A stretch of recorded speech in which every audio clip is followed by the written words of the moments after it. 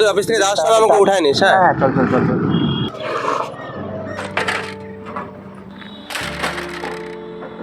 এ হে দেখ, কাজে এত বড় সর্বনাশ হয়ে গেল রে। নাম তো নাম নাম নাম নাম নাম। বিশাল ক্ষতি হয়ে গেল লোকটা রে। আরে ছাড় না, আশেপাশে তো কাউকে দেখতে পাচ্ছি না। চল আমরা নিজের মতন যাই। কান্না কাজ সাইকেল। না রে, এইভাবে একজন লোকের ক্ষতি করতে যাওয়া ঠিক না।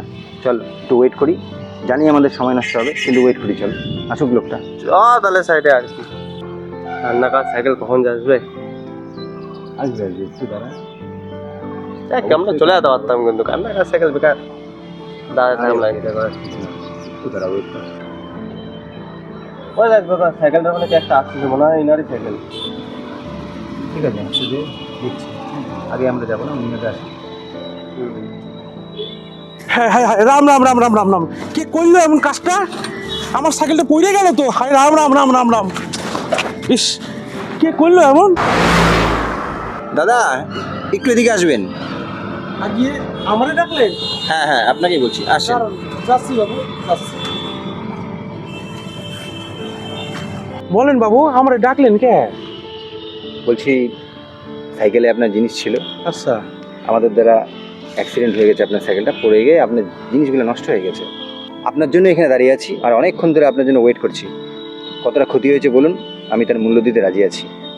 বাবু, আশেপাশে তো কাউরে দেখতে পারতেছি না। আপনি তো সাইকেলটা ফেলাই দিয়ে অনায়াসে চলে যাইতে পারতেন, তাও তো আপনি যান নাই। চলে তো যেতে পারতাম অনায়াসে, এখানে দেখার কেউ ছিল না। কিন্তু চলে গেলে ভাইকে আমি কি শিক্ষাটা দিতাম? তখন ও কী ভাবতো? দাদা অপরাধ করে চলে গেল, দুদিন পর তো ওই একই কাজ করবে, মানুষের ক্ষতি করা শিখবে। আর ঠিক আছে, ওকেও নয় বুঝিয়ে দিলাম, সবার চোখ ফাঁকি দিয়ে দিলাম, কিন্তু উপরে তো একজন বসে আছে, সে তো সব দেখছে, সব পাপ পুণ্যের বিচার করছে। উপরে গিয়ে কী জবাবটা দিতাম? এই যে বলুন, আপনার কত টাকা হচ্ছে, আপনি আপনার টাকা দিয়ে দিচ্ছি। না না না বাবু, কিচ্ছু দিতে হবে না আমারে। আপনি নিন না, আপনি নিন। না না, থাক বাবু, আপনি টাকাটা রাখুন। থাক বাবু, কিচ্ছু দিতে হবে না আমারে। বাবু, পৃথিবীতে আপনার মতন মানুষরা আছে জন্যই পৃথিবীটা এতদিন ঠিকঠাক আছে। আমি তাকে ভাবতাম যে সব বড় লোকরাই হয়তো সমান, আমাদের মতন সাধারণ গরিবদেরকে পাত্তা দেয় না।